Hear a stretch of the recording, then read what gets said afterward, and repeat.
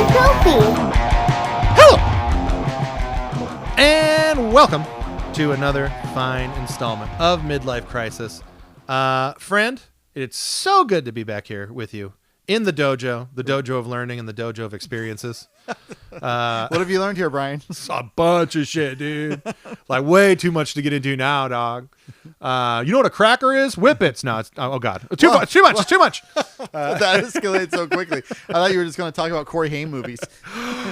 And now we've done it.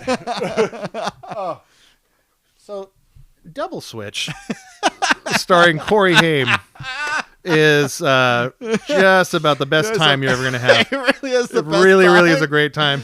Look at him. Man. Get me out of here. Help. I really wish that we had this show when you first got that, and we could have just like set up a camera to just record us laughing. No shit. Laughing like little kids at how amazing that game is. Stay tuned for a Midlife Krisis Let's Play of Double Switch on. I'll make you play it on 3 different consoles because I own it on 3 different consoles. Corey Haim afternoon where we play that, and then what was the Prayer of the Roller Boys that we watched? All right, look, everyone out there, go buddy, Google and watch Prayer of the Roller Boys. Prayer of the Roller Boys in its entirety is on YouTube. I took this is a true story. This is great. I have a PS3, and a PS3 you can do analog video out, so RCA, composite, whatever you want to call it. I then looped that into a VCR and then made a VHS copy of Prayer of the Roller Boys, and then screened it for my associate here and some other people involved. You putting the VHS tape into a VCR. A newly crafted VHS tape, might I say. With handwriting on it, just like the late 80s. Just like you do. But yeah, that's, if anything, if this show has done nothing at all for you entertainment-wise or anything, let this be the one thing that it does do, and that's make you watch Prayer of the Roller Boys. Yeah. And also go buy VCRs. And buy VCRs. It's a really good time. So Amazon Prime still works on PS3. I'm just saying, it's really, really fun. Really fun. When you were growing up, did you have like a moment where there's like a movie that came on TV and like, stop everything, I gotta record this like right now, like a once in a lifetime chance? Well, I grew up a wrestling fan, so yeah, like definitely that happened. But more so it was about like trying to capture songs on the radio. That was way more fun. Oh yeah, that's trying to make like perfect little tapes without. Without Whitney Houston and it's oh no, absolutely. Alanis Morissette. I was there day one. Jagged Little Pill. Funny story about that. So we grew up our radio stations out here. One of the bigger ones was still is a giant radio station, KLOS.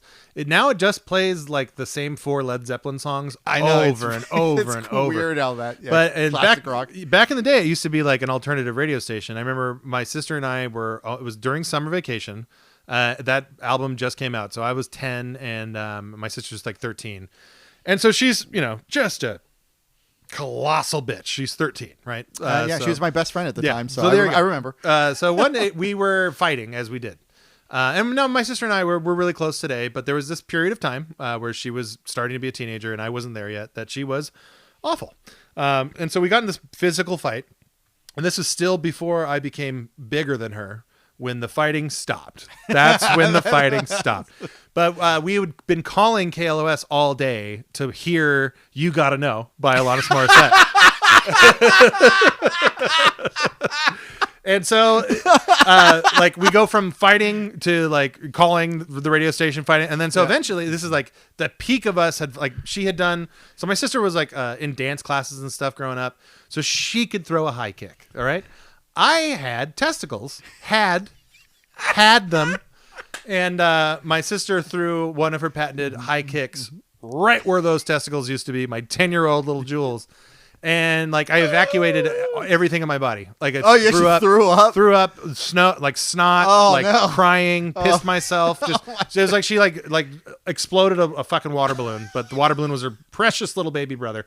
Oh my god! And so like I'm writhing from pain on that, and then all of a sudden, Jagged Little Pill comes on the radio, and my sister goes, all right, we got it. and I get up. And I just hork the biggest loogie ever that I could muster, and I yacked it right in her face. Right in her face. So yeah, Fun little trip down memory lane there. Oh, what a success story! It was good. It was good. It was real good. Oh my god! So anyway, I don't know what we were talking about before that story came into fruition. Oh, now I do. Very good. So Alanis Morissette, Canada's finest purveyor of pop. No, that's not what we're talking about. Celine Dion. I mean. Well, she's French Canadian though. That's not real Canadian. There's a difference. I'm not saying that. I'm just saying there's a difference. Okay. There's something that's more exportable to the rest of the world, and that's obviously Toronto and the final Alanis Morissette. But that's a separate discussion. Shania Twain. And I don't want to step on. No, we're going to talk about Canadian female '90s pop Where's singers Jewel on from? this show. Where's Jewel from? Alaska. That's like Canada. It's very, very similar to Canada. Anyway, Jesus Christ. So this is Midlife Krisis. We're on Spotify too, so you can enjoy things like this on Spotify in your car. Here on YouTube, like, subscribe, all those good things. This thing keeps shaking. That's me. That's fine. But what are you gonna do? I'm uploading pictures. I have to use this shitty monitor. Anywho, we've done a series here in the past. Aged like wine, aged like milk. Yeah. Okay. We're going back to that son of a bitch. Now, I have my good friend. I have a whiny and a milker. I believe you have just with us today. Just wine. Just wine. Just wino. If a milker pops into your head though, feel free to squirt that milk everywhere, because look, that's what this show is for. Okay. So the concept is some games that either aged like a fine wine, where they stay good, and then might even say better when you go back and especially in like the context of like modern video games. So this is a theme that comes up on the show quite a bit. If Siskel and Ebert, let's say if Siskel liked old movies and he thought they were better, then maybe Ebert was the contra to that. Yeah. And I think in a lot of ways, I feel like you and I are that. Yeah, a little bit. Yeah, we both know when something's good, and we'll get behind it. But yeah. I think a lot of the time we spend our video game playing in a different flavor. You're chasing that new high, and I'm chasing the back. The Venn backwards. Diagrams are just there's some overlap, but largely different. Right. But I think for my first, I'm going to start with wine, and I'm going to save the milk for the back end here. Save the milk. But I think on my wine selection, I think you and I, this is going to be one of those moments where we are just backstroking in that Venn diagram pool, where we overlap. Okay. So for my wine, what game is aged like wine? So fine, in fact, this wine. It's Mario RPG. Yeah, this game aged so well that they basically 1-for-1 remade it on this version, which just came out on the Switch this past November as we record this. So you were excited about this coming out. Very excited. Then they announced it on the. So we do a cute little thing here. Uncle Bob, myself, and friend of the show. We'll just call him Uncle Danny, because the closer we get to Full House in real life, Uncle Danny. Then the better it's going to be for everybody. But Danny was the father. So no one called him Uncle Danny, I don't think. Which is we're changing it. We're retconning that. Oh no, Stamos' shitty twins. I'm sure that at some point they called him Uncle Danny. Yeah, they would have had to have. But they didn't really talk before the show. Let's just do 30 minutes talking about Full House. Well, back to a lot of Morissette first. So anyway, aged like wine. So this game came out in the late lifespan of the SNES. Before I go any further, I know that you played this game because I borrowed this from you back in the day. That's how I first played it. So let's talk about this game a little bit. Memories, nostalgically. I will have to go into the recesses of my mind back about 30 years, because I think it was 94-ish when it came out. No, 96. This is 27. So this was 96? Yes, this was the final big Mario, Nintendo, and Square Enix. Well, Square, they weren't Square Enix yet. But this was like their big game of 96. In September of 96, the N64 comes out. Yeah. And then Super Nintendo was supported for like another year and a half ish. The final first party Super Nintendo game was a Kirby game, Kirby's Adventure 3, which came out in 97, I want to say. if not 97, 98. And then they had some sports games, some Maddens and whatnot came out in 1998 on the Super Nintendo. And I think overall the last game released was Frogger, if I'm not mistaken. Wow. Which Majesco released in the tail end of 1998. So anyway, why did you, because this one's interesting for me when it comes to like mine and yours friendship history, and that you weren't so interested in Super Nintendo anymore at this time, and yet you were here all the way for this one. So how did that happen and why? Well, I mean, as is often the case with me, it's really just the pedigree. It's Mario, it's Nintendo, it's an RPG. I was really into RPGs, and it's a collaboration with Square, and Final Fantasy III is my favorite third-party game on the Super Nintendo. And this comes out, so my favorite video game of all time, Chrono Trigger, is also like, Nintendo doesn't have anything to do with that, but that's another like MVP type concept where you had all these different people from Square and then Akira Toriyama who did the art. Like it was a literal like dream team of developers. So this is kind of a similar deal. Like it's got Nintendo's main people, it's got Square's main people, and they kind of came together. And that's what's so fascinating about this game is that, so this was the relationship of Square and Nintendo in 1996. In 1998, Final Fantasy VII comes out on PlayStation, and the rest is history. And there's no relationship anymore with Nintendo and Square. That doesn't the game that brings them back together is Final Fantasy Crystal Chronicles on the GameCube of all things. But yeah, Final Fantasy VII very famously was going to be an N64 game. There's coverage of it in an issue of Die Hard Game Fan, where they show you screenshots of the game, and it's done with 3D models of the Final Fantasy VI/Final Fantasy III characters, so Locke and Terra and all those guys. And then it was Radio Silence from Square, and then you started to read in the magazines about their falling out.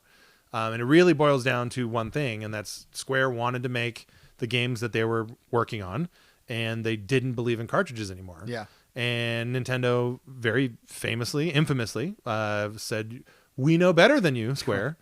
Cartridges are the way. Nintendo arrogant? People are going to hate these loading times. And then, now we see how that panned out.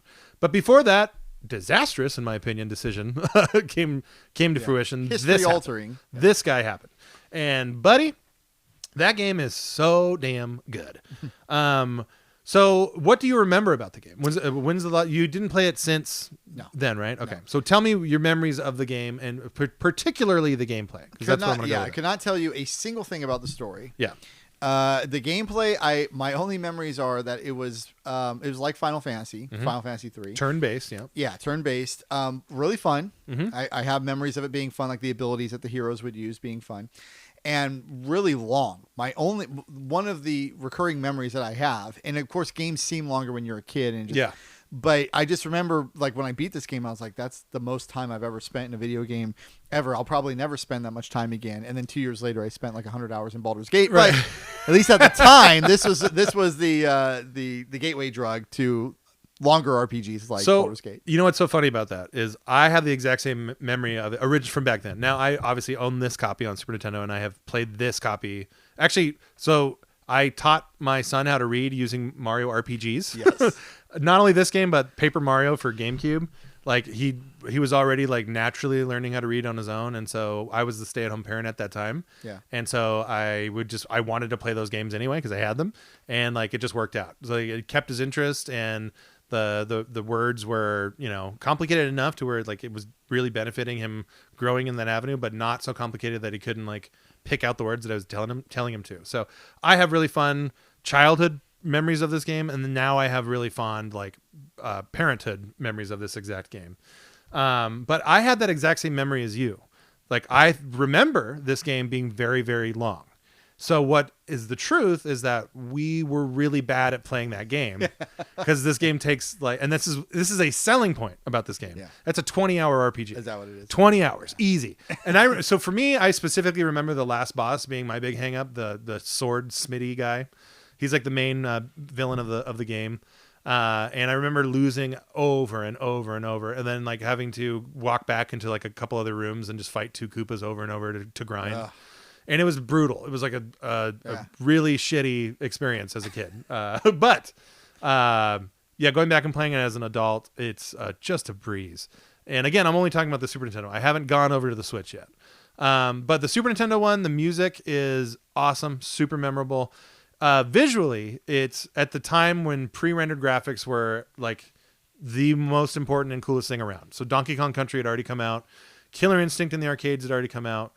A bevy of games that you forgot even were a thing that used pre-rendered graphic style all came out. And today, a lot of people shit on that style. It's not something that's remembered very fondly. People talk about how it just kind of looks like plastic and all that stuff, which is true. It does. It looks like, like stop motion stuff. Yeah. But for me, as a fan of legitimate stuff, I love stop motion animation.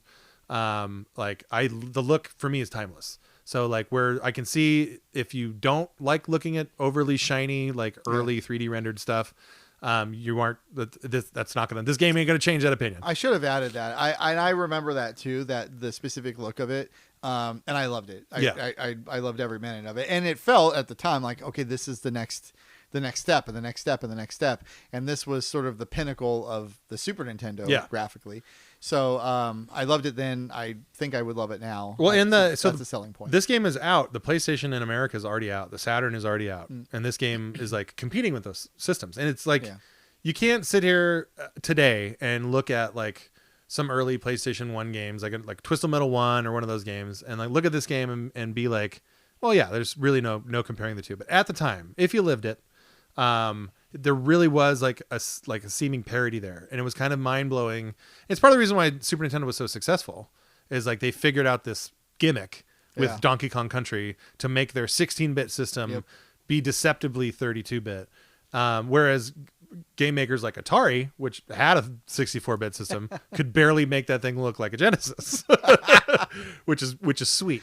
So anyway, like this game is special for a lot of like, not only like it's great and all that stuff, but like it's a really interesting period in Nintendo's history where they're kind of ramping up for a big change, and that big change ended up setting them back for a couple generations, really. So this game comes out in '96. It's a big hit. People love it. Goes away. It was kind of hard to play for a number of years. Like Nintendo didn't really release it right away on their Virtual Console, on the Wii, and all that stuff. I don't think it's on the Switch Online still. I'm pretty sure it's not. Could be wrong on that. And I can't remember off the top of my head if they released it on the Super Nintendo Mini that came out in 2018. I don't think they did. I think the big RPG on that one was Final Fantasy 3. Well, it helps make it more of an attraction for when you re-release it on the Switch if you can't get it anywhere else. Think it's deeper than that. I'm pretty sure there's some licensing stuff because Square has a stake in this. Yeah. And so Nintendo couldn't just always just release it. But by the time that they would, like even on the Wii, like Square was a big time partner for Nintendo by that time. So like it was just one of those things that was kind of lost for a while. Not all the way lost, obviously. Everyone fucking knows how ROMs work. But like it was hard to buy and all that stuff. So anyway, fast forward November of 2023, this bad boy comes out. Which before I say another word, I want you to admire this artwart. I know that looks good. Let me take a look. It is so like, yep. Every time I saw that picture on websites, on Twitter, whatever it was, I was like, well, that's obviously placeholder. Like they're definitely not going to release the game like that, but they did, and I'm really glad that they did. It looks great. It looks great, and it just showcases like, here is this game's characters. Aren't they great? And you go, yeah, actually they are. They're all really like adorable and squat and cute. And they're all there. There's Bowser. There's Mario. There's Mallow. Gino is another big one. Gino was always... I'm going to throw this up on your camera so we can get a better look at it. Yeah, Princess. Gino right there is the puppet guy. So for many, many years, Smash Brother fans demanded that he be put in the game. And he was in the form of a costume. So there you go. Thanks, Nintendo, for the costume. But what are you going to do? Anyway, it's out. And what this game is on the Switch is exactly this game. It is like they just took this game and really the only thing that I know of so far that they marketing geniuses over there. It's really fucking dude. The only thing that I know of that's different, and there might be more things, but the only thing that I know of is different is that there are these new team up attacks where like just like in Chrono Trigger, like your party's always 3 people, and like unique combinations do unique triple attacks. Aside from that, it is exactly the same game as Super Nintendo. And one of the things what I really appreciate about it is that they took the style of the Super Nintendo game and recreated it perfectly, but then just with modern technology. So like if I put the Super Nintendo game on and the Switch one, like obviously you'll be able to tell the difference. But like you see right away that like they didn't try to fuck anything up, which is so smart because this game is so beloved by so many people that if they would have like reimagined the whole thing, like probably would not have been the way to go. So like the announcement of this game was not expected. That was cool. And the fact that it's so faithful to the Super Nintendo game. Nintendo does that, and when they do it, they get a nice little pop from their surprises. Well, from the creeps like me who spend a bunch of money on their shit. But if they're gonna do it, man, boy, was this a game to do it too. Another one I could see if they did it to Earthbound on Super Nintendo, like the internet would just explode. Like they would just lose their fucking minds, which is exactly why it won't happen. Metroid Prime Trilogy we've all been waiting around for a long time for that one. Not me, because I owned a Wii. So I bought it on the Wii when it came out in 2008, I believe. Maybe 2007. I can't remember. But anyway, so I think this game is absolutely aged like wine. I'm playing through it again right now on the Switch version. Just loving every second of it. So go ahead. Are there improvements that they made to the game to just like cost of living fixes or whatever, or just quality of life fixes? I mean, so no, because they aren't needed. Like that's the whole point.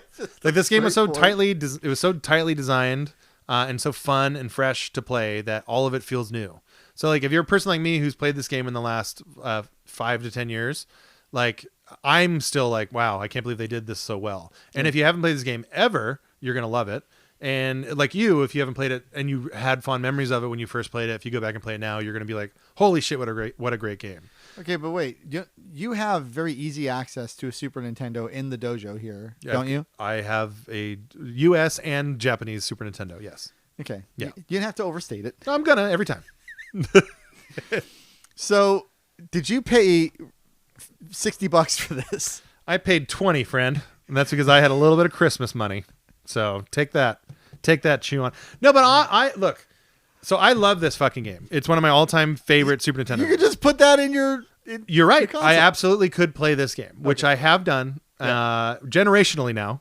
But they made this game, which is everything I love about this one, but with nice graphics, and I can play it on my Switch OLED, and it looks unbelievably. Are they good. Nicer graphics? Okay. So, like I don't know how I could sell. And look, maybe this is you. My statement falls on deaf ears here, so I will caveat that just because our tastes are different. So for me, like I'm not a graphics snob, dude. I've said this on the show. Like anyone else, I love to be razzled and dazzled by fancy graphics. Yeah. But I'm also like someone who has no problem like looking at like the context of like an older game and seeing how that game ranks up within its own era, its own context. So that's a long way of saying like I don't care if a game looks old. Like it doesn't offend me at all. Like I'm able to like point out like, oh, this game hasn't aged super well or this hasn't from a technological standpoint or whatever, because again, my eyes work. But like old graphics and all that stuff, like it doesn't offend me at all. In fact, there's a lot of points to old games that I would be like, I wish they did more stuff like this, but today, which is this. So like they took all of the art style, and like, very important to say style, stylistically. That's like the Mario in this game looks exactly like the Mario in this game, except for this Mario has maybe like 40 times the polygons, and this was a pre-rendered one, and this is a normally rendered one. So it's like this game is what Nintendo would have made at the time, but they couldn't. They made this game. Okay. So that. What you're saying logically, I get it. Like it's the exact same game. Why would you need to play it again? Especially if you own that exact same game. Well, what you're saying, it's not the exact same game. There's more polygons in the game. There's more polygons in this game. That's what you're paying for. No, but I think what I'm paying for really honestly is like the accuracy of it.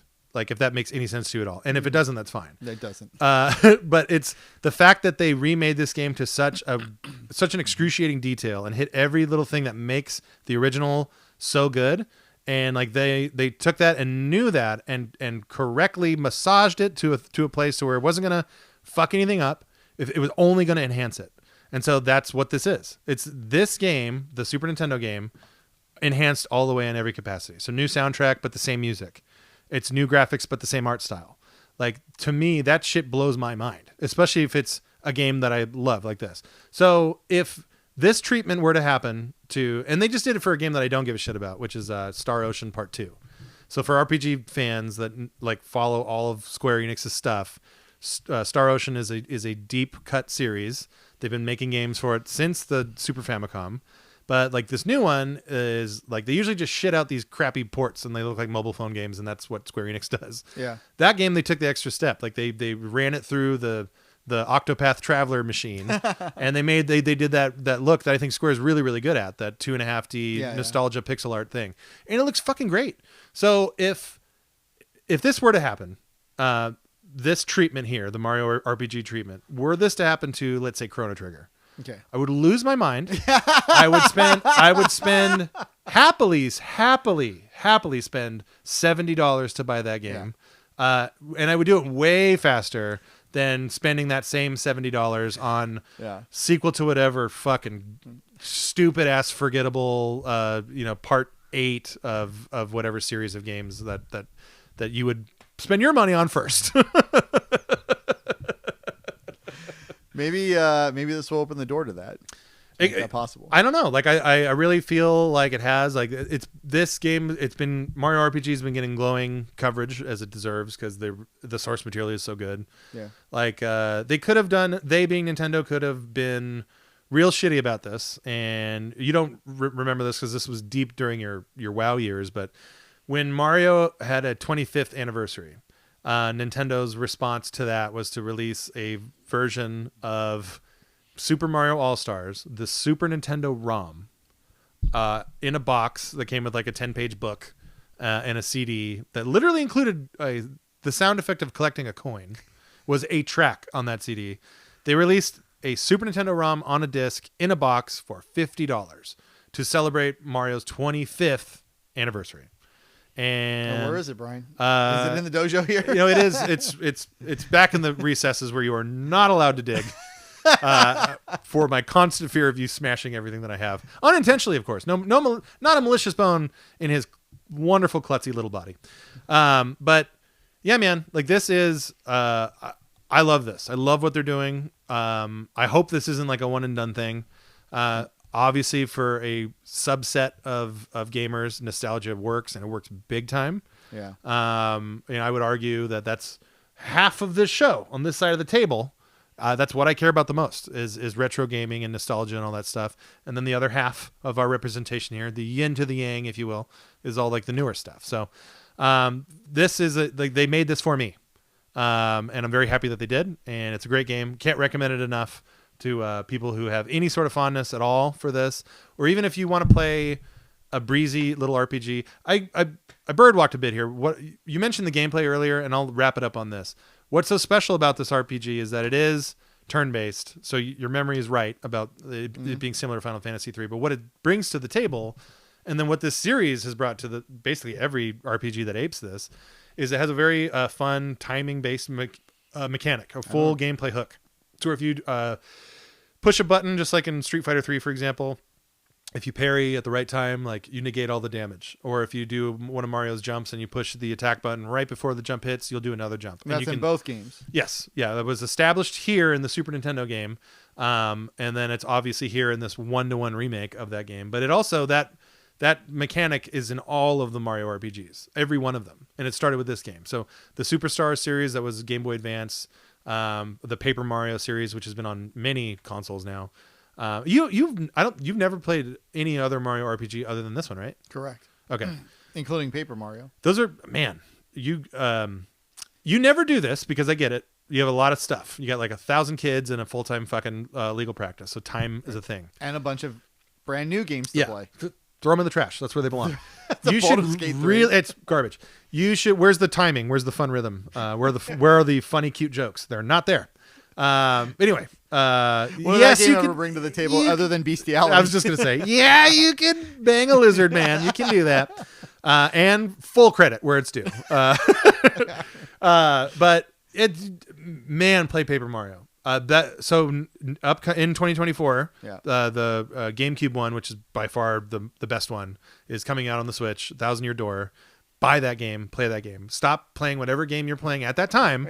Hellblade 2? Stop it. And I will try my hardest to bully you to do that. You always do. Paper Mario Thousand Year Door is an exceptional video game. Exceptional. And I really think that you will like it. And I do think I will get the kudos that I deserve for making that recommendation to you. Hey, listeners out there, if you agree with me, I want you to comment on that. So let's come together as a group and bully that man into playing Paper Mario Thousand Year Door as a priority when it comes out. Yeah. If enough people bully me, then I can't say no. There you go. So anyway, that's my wine. Mario RPG. It's fantastic. Can't recommend it enough. I'm going to move on to my milker, and then we'll do a part 2 where we deal with whatever you've got to deal with. So moving on.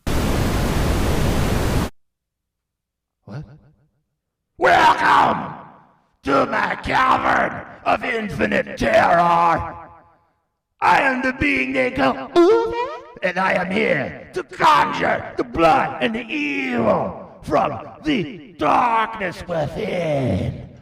This next song is about a ritual of infinite sacrifice.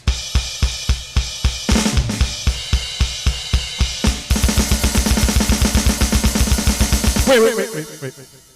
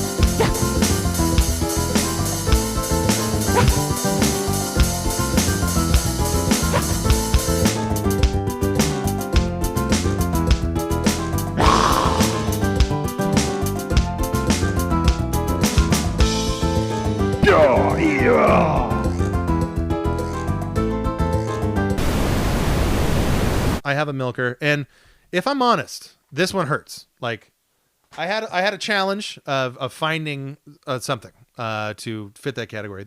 The wine one is a slam dunk because I'm currently playing Mario RPG, and I'm forever and always loving Mario RPG, so that works out great.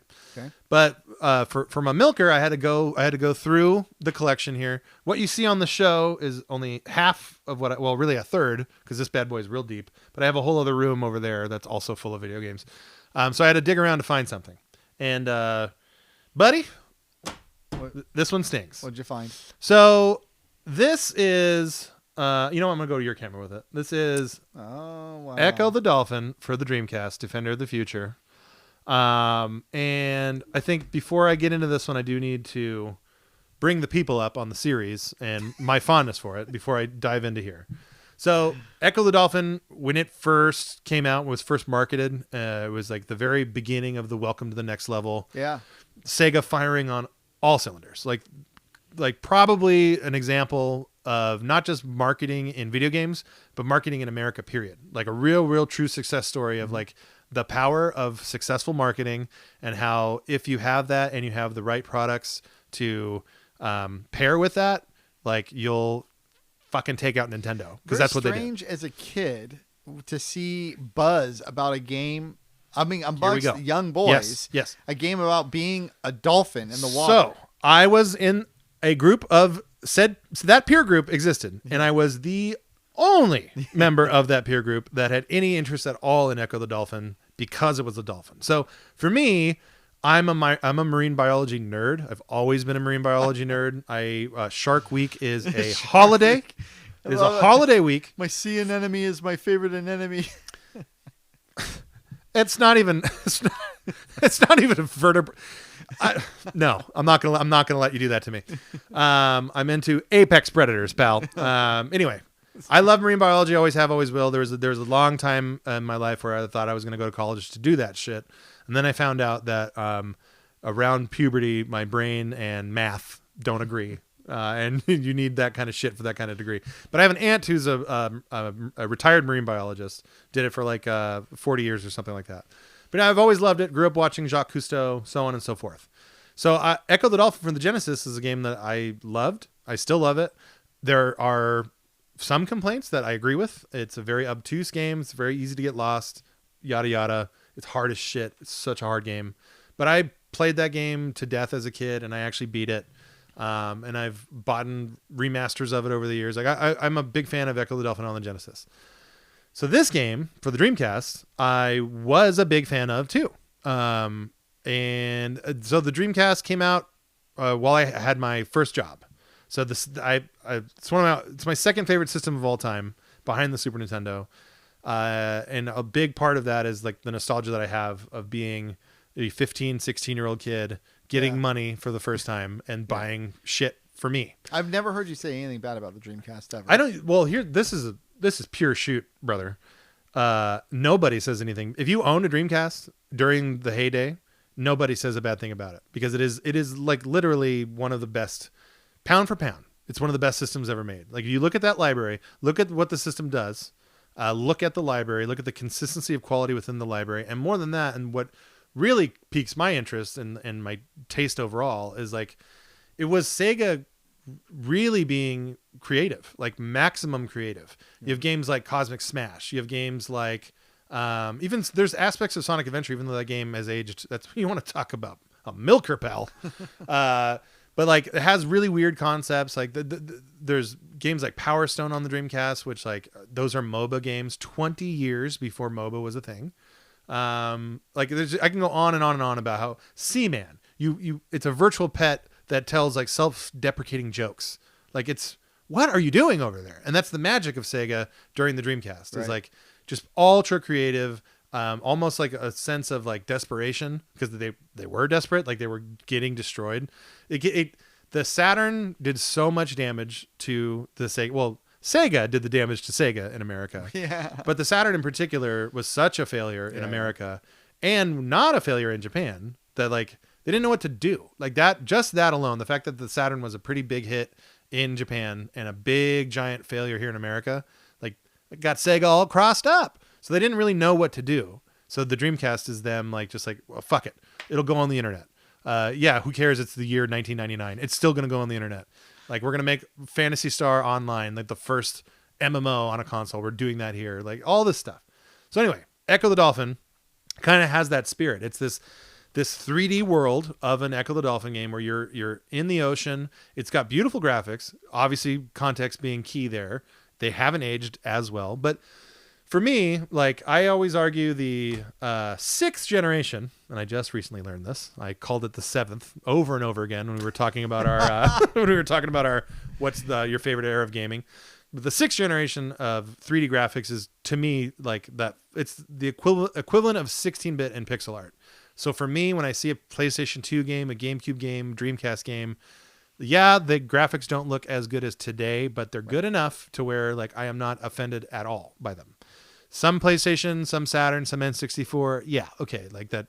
I'm not going to sit here and tell you Chameleon Twist has any fucking redeemable qualities. The N64 I really have a tough time with. Yeah, it's tough. It's tough. And a lot of the bells and whistles that were supposedly bells and whistles, that's what aged so poorly about the thing. But so anyway, this game looks good.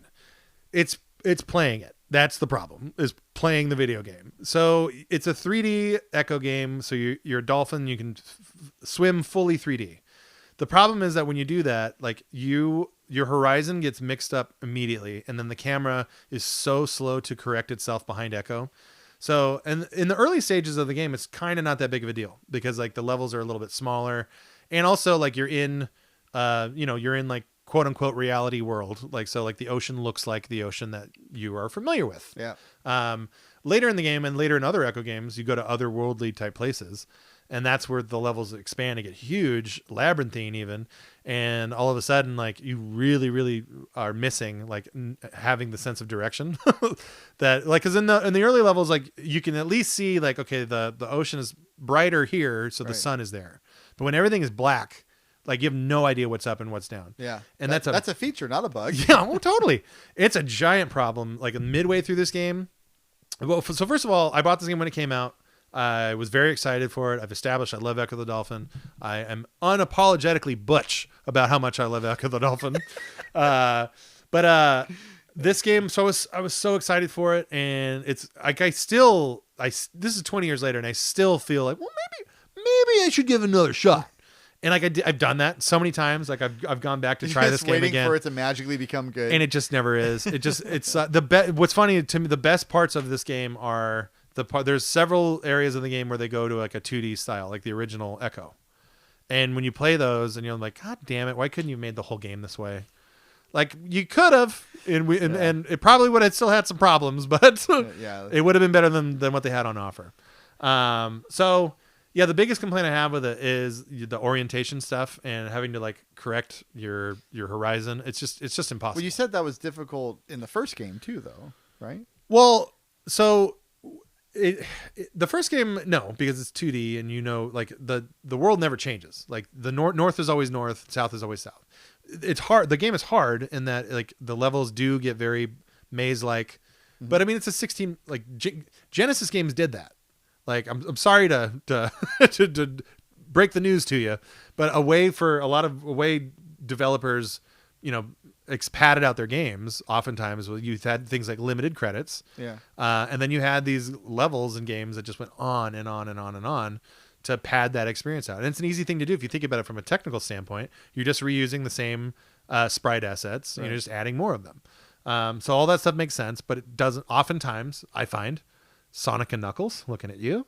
It doesn't mean that it makes your game better. It just means that your game is extended. More does not necessarily make better. And that's something that the games industry as a whole could still learn. There's still issues there. In 2023, there are absolutely still issues with developers thinking more means better. So, but both of the original Ecco games, Ecco and Ecco Tides of Time, like to me, they are obtuse. They do, in often cases, if you want to play them and like have a good time, just go to Google. Just look up a walkthrough.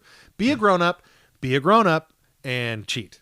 That's how you should be getting through these older games. And use save states too. I said it. Use save states because you'll have a better time. I never cheat.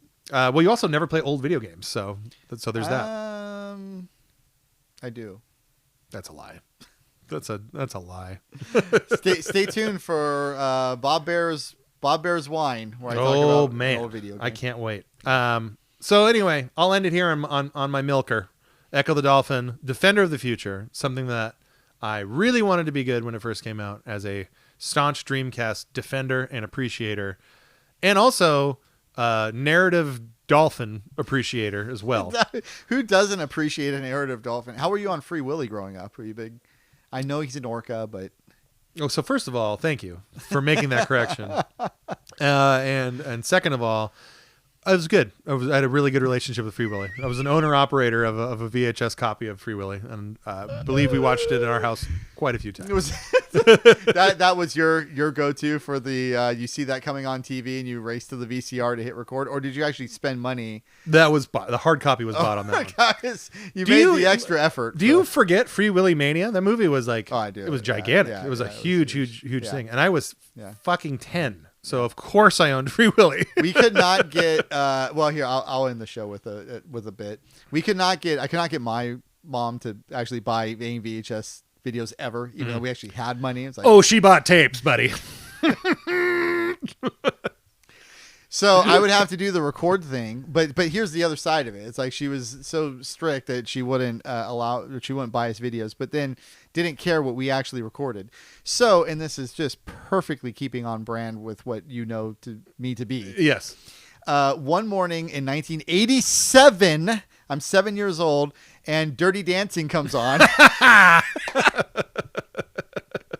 Tremendous. And I immediately hit the record button. I'm like, I've heard a lot about this movie. So then I watched it, And I thought it was amazing. I spent the whole summer watching it as a 7-year-old. Right.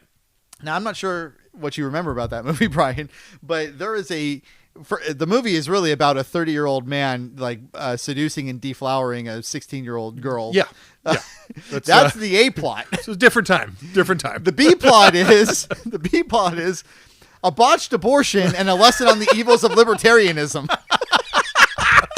Dirty Dancing, indeed. So I remember specifically watching that movie and being like, what does knocked up mean? Like one of the characters says like, she's knocked up, baby. And I was like, man, what does that mean? Does that mean Mom? And then like, the protagonist, her dad's a doctor and and then it shows like the botched abortion, the dad's got to go fix it or whatever. And I was like, how does this woman is sweating a lot. She seems like in pain, but I'm not sure what her illness is. It's very weird. Can they get back to the dancing, please?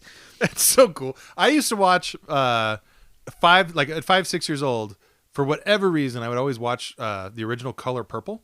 Oh, yes. And that's another one where Oprah. like it is such a heavy movie, Yeah. and I had no idea. Yeah, what the context No was. idea what the context for it was. I remember the one scene where it's Danny Glover in that movie, right? I remember Oprah for sure. So I the think scene he did where he's about to get shaved, and like it's one of those things that just burned into my mind. That's a yikes scene. And not understanding at all what I was seeing. Yeah. But yeah, it was it was fucking 80s. What are you gonna do? Well, we just watched things and apparently like it had questions that were just never answered. Turns out. So Dirty Dancing, I recommend it to all you adults out there. Not so much to 7-year-old children. Pass. Hard pass on you, second and third graders. Dirty Dancing is not for you. It's definitely not for you. Yeah, Okay. and I will also say, if you're in first grade, avoid the original Color Purple. It's a little too heady of a concept for you to get. What to a get great around. show. Great advice we give here. That's all we do. To get your parenting tips from us. That's all we do. Don't watch that shit with your kids, but do watch another episode of Midlife Krisis. So we will return with some more stuff.